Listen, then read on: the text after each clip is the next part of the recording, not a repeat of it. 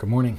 We're going to continue in 1 Peter, and we're going to look at now how should people within the congregation respond to shepherds or elders, particularly these elders that are trying to do their job well.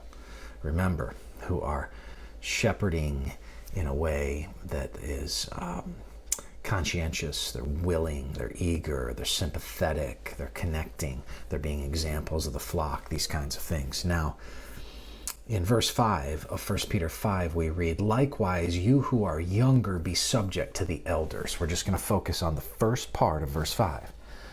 Be subject to the elders. So the question first is, when it says younger and elders, is it talking about young in age and old in age? It seems like in the context it's pretty clear that the reference is to younger people, but with reference to not older in age, but the elders of the church. Now, many of them would have been older in age, certainly older than the young people. The point is this: the congregation has a responsibility for how it responds to the leadership of its elders.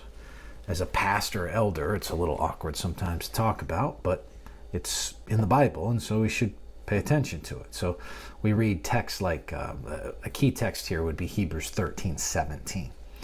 It says, "Obey your leaders and submit to them, for they are keeping watch over your souls." So it's clear it's talking about pastoral leadership or elders who are leading you, as those who will have to give an account. Well, that's true. We mentioned before, we're representatives of the chief shepherd. Let them do this with joy and not with groaning, for that would be of no advantage to you. So the exhortation here is follow their leadership, obey their leadership, and do that because the body functions better as a result of it. Do that. Do it with joy, and don't do it with complaining or groaning, it says. Don't do it.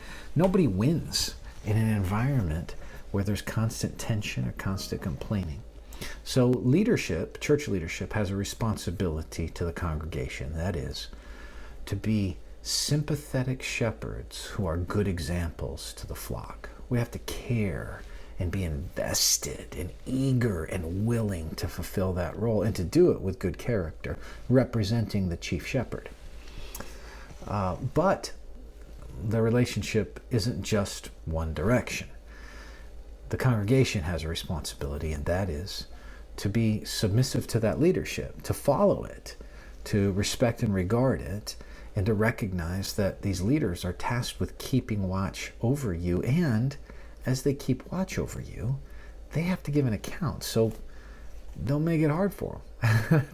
That's essentially what the author of the Hebrews says. So my encouragement to you is that elders need to do their job, and so does the congregation. And that's part of what makes a church move effectively forward in advancing God's kingdom. May the Lord bless you this day.